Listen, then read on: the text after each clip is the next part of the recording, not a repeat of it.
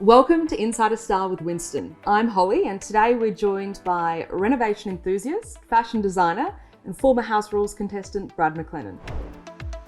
So Brad, tell me what drew you to this house and to the St Kilda area? So we've lived in St Kilda for 10 years. I've been in this house for 7. And the reason we settled on this area is because it's so close to the city. There's so much happening. Chapel Street's just down the road. The beach is just a hop, skip and a jump away. And being from Sydney, it's really important for us to have the beach and the ocean near us. How would you describe your design style in the new home? Our design style is quite simple. A lot of people put a lot of emphasis on kind of theme. Ours is more about a touch and feel. So textures, colours, and blending the old and the new and making sure that it's something that really shows your personality. How did you bring those ideas to life when it came to making your decisions? Bringing the ideas of what we wanted into home was quite simple. We wanted to have a lot of the existing architecture flow through, and I think the most important thing to do from the beginning to try and make it work is a mood board. It's really important that you look in your own surroundings when you're trying to bring your ideas to life.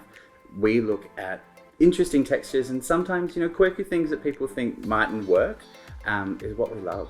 What about this home makes it your forever home? What boxes did it need to check? For us, it was really important that we have space. So this is only a 171 square metre block. It's tiny, and that's inner city living for you, but we needed to make sure that it didn't feel like it was small and it felt like it had, open and wide, expansive space. Now talk me through your journey with Winston. So my journey with Winston was pretty amazing. I went in with my massive mood board. It had everything from flooring choices to tiles to cabinetry colours and all of our inspiration pictures on there.